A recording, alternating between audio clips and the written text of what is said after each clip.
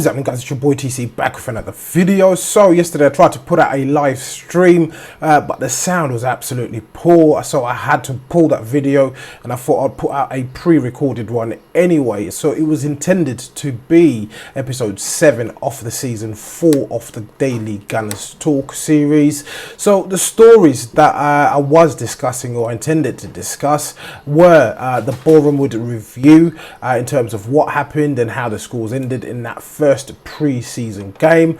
João Lopez signs a new pro contract with Arsenal.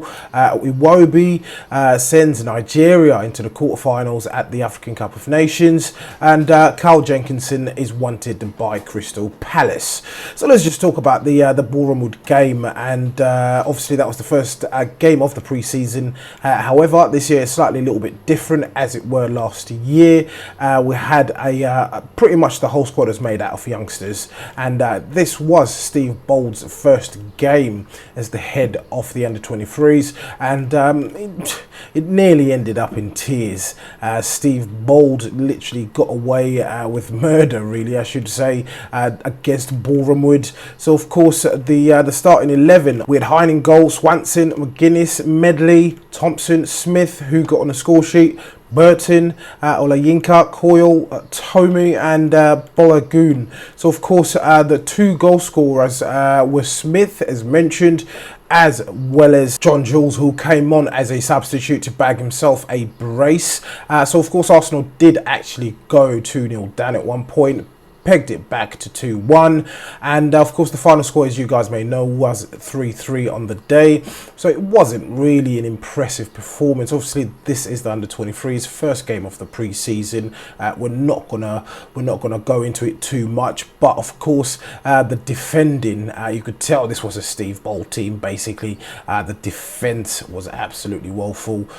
Few errors really that led to the goals. Medley, who had a mixed game in my own opinion, he ended up actually coming up with an assist, but in some occasions he could have done much better in defense. But of course these are young kids, they're obviously still learning. First game of the pre-season, they've been away for the summer, and of course they ended up getting that 3-3 draw. So as mentioned, John Jules actually ended up getting a brace on the day, and he played absolutely well. The finish for the first goal that he scored was absolutely fantastic, on the edge of the box, and it was a great finish. And his second goal came courtesy of a penalty, and he put that away. The keeper nearly got a touch to it, but the ball ended up in the back of the net. So good performance. He's obviously giving Unai Emery something to obviously think about. I want to see him go on a pre-season tour to the US as well, so he can take part in that, and hopefully we can see him actually get promoted into the first team, or see slightly a little bit more of him.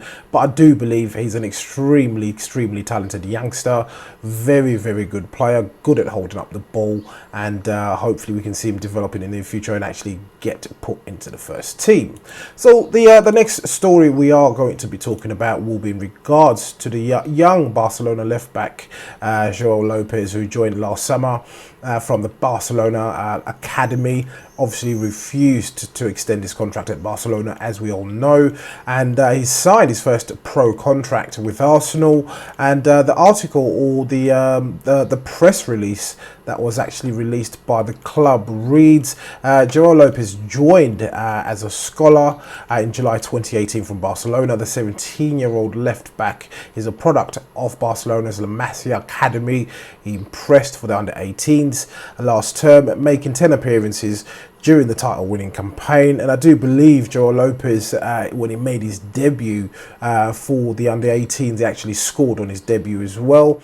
The article goes on to read, João also featured in the FA Youth Cup last season, I should say. So he did feature a few times, 13 appearances in total last season. Not too sure what the exact reason would have been behind that, but he signed his first professional contract with the club. It will be exciting to see how he will be developing in the near future. Of course, we've got the whole left back situation impending at the moment, with all the links with Chiellini. It looks like the club is on the market for one, but hopefully we can see someone like João Lopez making a first team appearance in the coming season or so. And the next story will be in regards to Alex Iwobi, who's currently playing at the African Cup of Nations with Nigeria.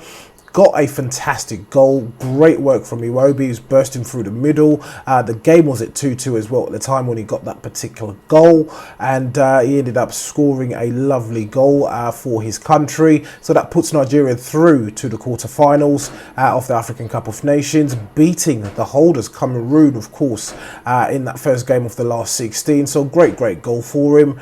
I was thinking at the time, really, when I was watching Iwobi playing in this game, and I was actually thinking, well, in regards to summer tournaments, of course, we know these guys are professional athletes, elite machines when it comes to whatever they do in regards to their profession. On this occasion, we're talking about football. These guys are athletes, but I always think these players come back a little bit jaded. They always seem a little bit lethargic. We know that they get a little bit of an extended break, of course, if you had been taking part in a summer tournament. But I'd always feel that when they do end up getting back with the team, with the squad, they seem a little bit jaded. But we'll obviously keep an eye on Iwobi and how he progresses through the tournament itself and how he gets back to fitness when he returns from his break. So the final story that we'll be talking about will be in relation to Carl Jenkinson. So this obviously ties in with the Wilfried Zaha situation as well, and the reason it ties in is because some reports have emerged and have been suggesting that Carl Jenkinson may be used as a make weight as part of the Wolf Zaha deal. We know Zaha wants to join Arsenal. It's simple. The player has publicly stated, or his brother has stated publicly, that his brother wants to join Arsenal. There's all the stuff that you guys know about in relation to this particular situation.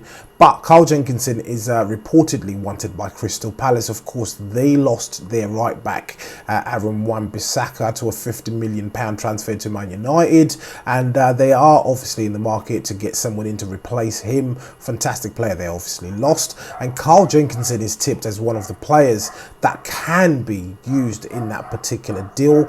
Some reports are suggesting, however, some reports also surfaced in the last 24 to 48 hours suggesting that Carl Jenkinson may also make a permanent move without being part of a deal whatsoever.